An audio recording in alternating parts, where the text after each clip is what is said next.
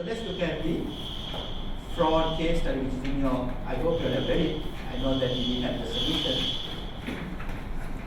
We didn't have the solutions to it yesterday, but you've got the solution in front of you now. So let's go straight on to looking at that particular case.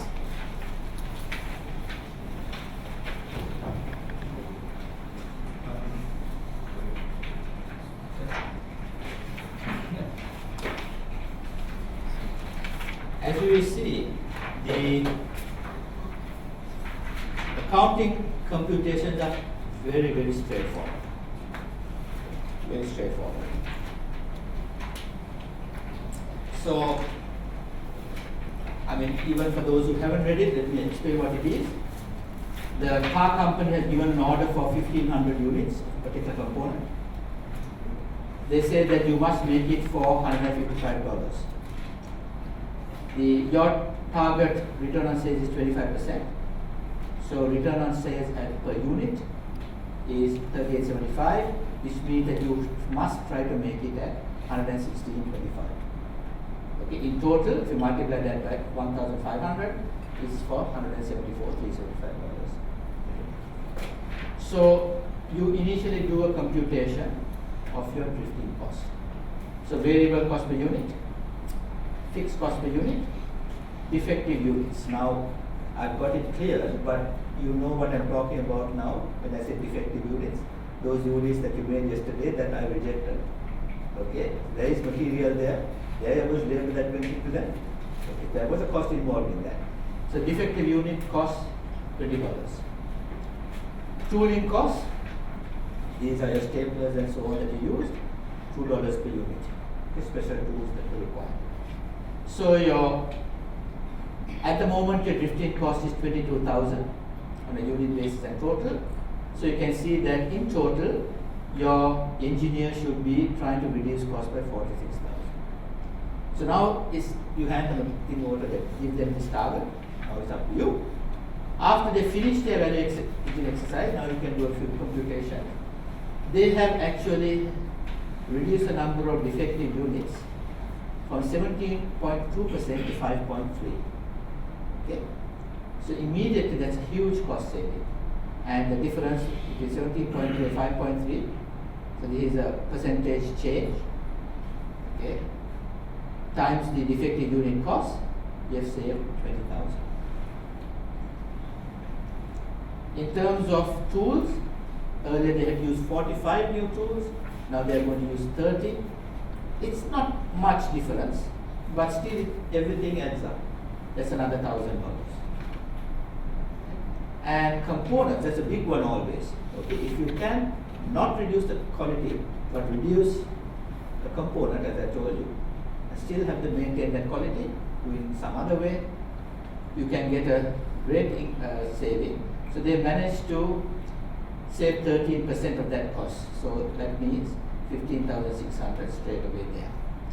Okay, so those tend to be the big units. I mean, if you don't do, as I told you, non-value adding exercises like having to do reworks and so on, that could be a big saving as well. So now you total the savings, and that comes to 37,351. Your target was 46, so still under. Still not enough. Now what you could do at this stage is to go back and see if you can improve even further. Can you make that about 4% like that? Okay. If you can't, then you have no option. What we did was we tried everything possible, but we told Proton to come and look at our numbers and show them that we had tried everything possible. Okay, and we still couldn't come up with their unit price. So they did actually allow the price increase. Okay, because they knew that it was impossible to do it at that price. Now if they still are going to be problematic and say no, you still have to give it at that price, then what can we do? So let us do a little bit of Excel spreadsheet analysis.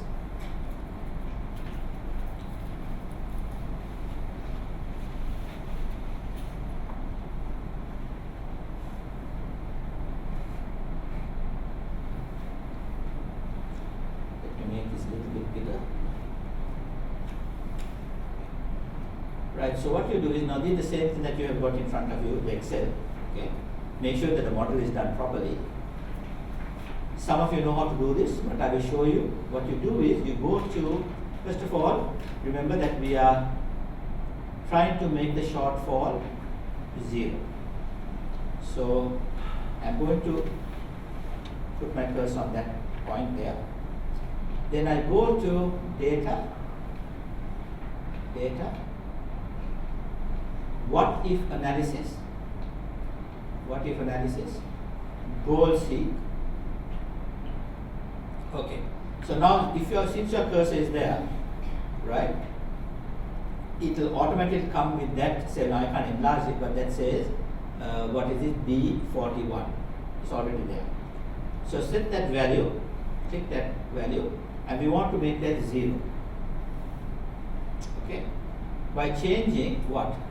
Okay, so go see cannot do multiple variants, but we can do one at a time. Let us see the easy one. Let us say how much of the profit margin can we reduce our margin by to obtain this order. So I'm going to click that cell there. Okay, so go seek is telling me how can I get the value 0 by changing my profit margin. Okay, so I say okay, and you can see the profit margin goes to 21%.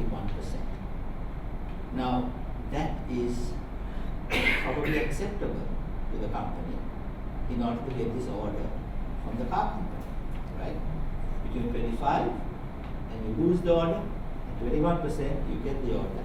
You can see how this sort of modeling will be very helpful for problem solving. That's the problem solving area. Okay, so you can do it some other way. You can say, okay, how much more of the defective units do I have to reduce by? So what if analysis, goal C, set value to 0 by changing. Let us say I want to see how much of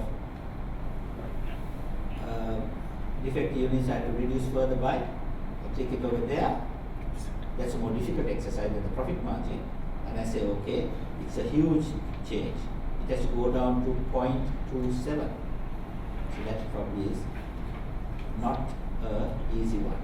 Okay, we can do about 4% and then see what the profit margin is going to be like that. So most likely you can see that you should be looking at the profit margin to get this particular order. Okay. So anyone want me to do the goal seek again? Are you all familiar now how to do it? I use it all the time. It's a very, very powerful tool, but make sure that the model is correct. Okay. So that's target